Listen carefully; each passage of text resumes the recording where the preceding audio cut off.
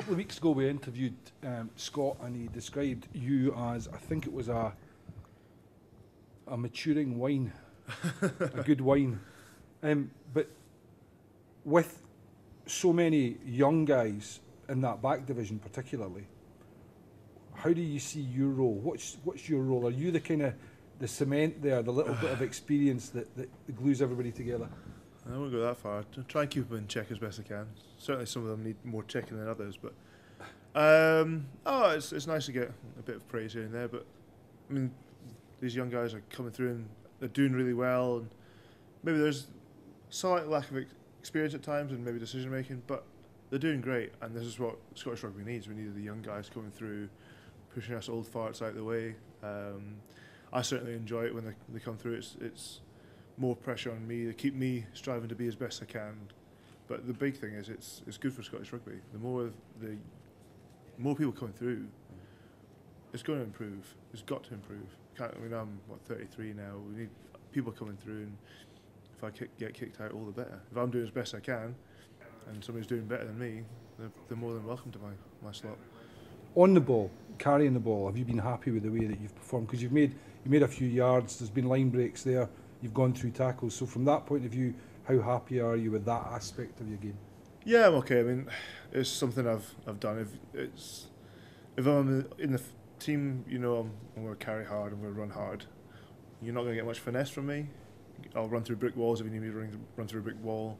It's getting the balance. I mean, if that's what you want me to do, I can do it all day. But I mean, I'm just happy to be still involved and plugging away. But like I say, I've played the same game style for 10 years now. I've not changed much. Seems to have done me all right.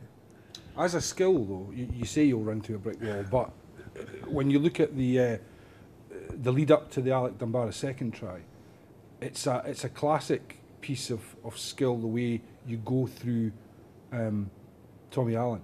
So what do you look to do with your body as you're going into that contact?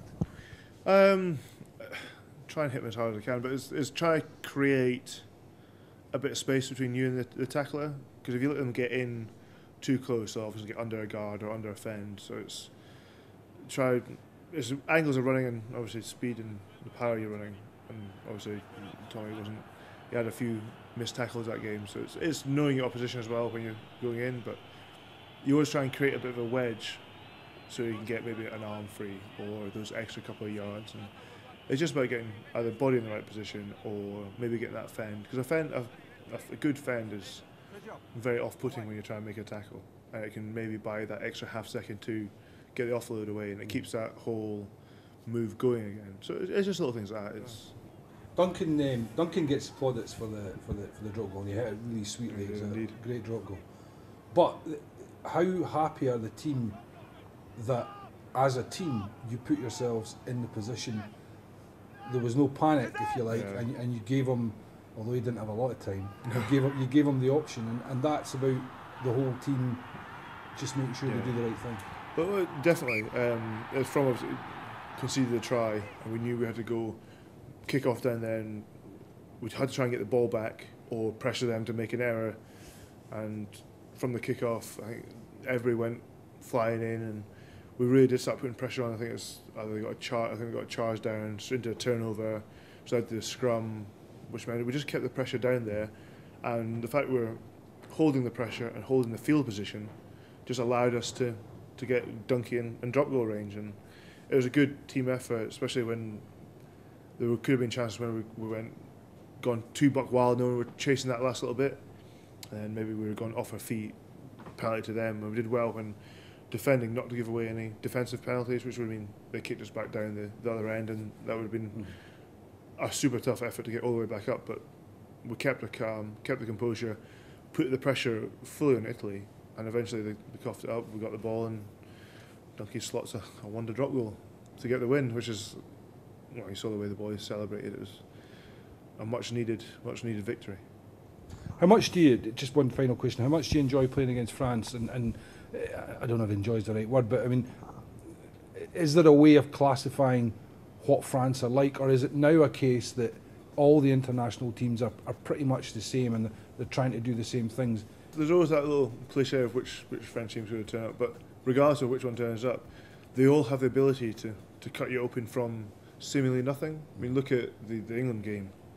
They were all under pressure, losing up into the last scrum of the game, virtually, and then they go 80 metres and score the try, and they have the players and they have the individuals to do that and punish you from anywhere at any time.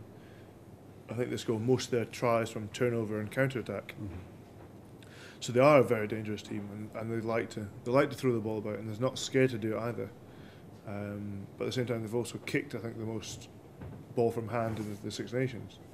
So the opportunities are there, but it's, if you let them dominate you in the physical battle, you're in for a tough time. If you give them time to run, or let them get those offloads, so you don't make those tackles hard enough and you don't compete the breakdown hard enough, then it's going to be a tough day. It's going to be a long 80 minutes. But conversely, it's like any team, if you pile the pressure on them, both offensively and defensively, and don't give them any outs and really put a stranglehold on, which we're capable of doing, then it becomes a different matter. Because they're massively passionate as a nation, and I think they're also quite fiery if things are not going their way. So it can happen, and that's the important thing. We've got to relieve the pressure on us when it's on, whether it's a turnover of the ball, and kick the right way and make sure we're properly relieving pressure, not compounding our errors. Also, I say pile it on them, make those big hits, push them back in the backfield, isolate an individual player on a kick through with a good kick chase, make your tackles and make the contact slow for them with possibilities of turnovers, and all these little things, all these little nuances, and that's what will allow us to play our game and hopefully get the win.